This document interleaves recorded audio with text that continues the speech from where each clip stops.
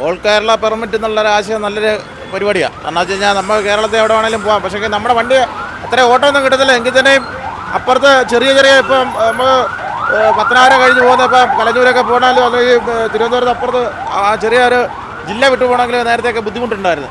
അപ്പം ഇപ്പം അത് കുഴപ്പമില്ലെങ്കിൽ അത് നല്ല കാര്യമല്ലേ. കാരണം നമ്മൾ വലിയ ഇപ്പോൾ ഇവിടുന്ന് എറണാകുളം ഒന്ന് ഓട്ടോ വിളിച്ച് പോകുന്ന ആരുമില്ല. കാറിനകത്തൊക്കെ പോകത്തുള്ളൂ.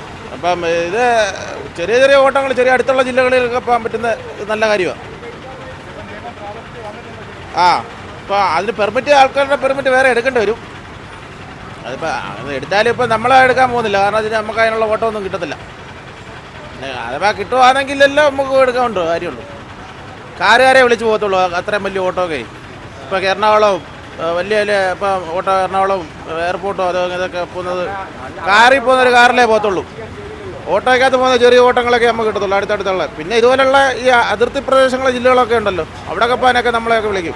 ഓൾ കേരള പെർമിറ്റിനെ പറ്റി പറയുകയാണെങ്കിൽ ആട്ടോക്കാർക്ക് നല്ലൊരു ഗുണമുള്ള കാര്യമാണ്. നേരത്തെ നമുക്ക് കൊല്ലം ജില്ലയിൽ ഉള്ള ആട്ടോകൾ ഈ അടൂർ പോകണമെങ്കിൽ തന്നെ അടൂരിൽ നിന്ന് 20 കിലോമീറ്റർ കൂടെ പോകാൻ പറ്റത്തുള്ളായിരുന്നു. ഇപ്പോൾ ഇങ്ങനെയൊരു പെർമിറ്റ് വന്നാൽ ആട്ടോക്കാർക്ക് സന്തോഷമാണ് ഉള്ളത്.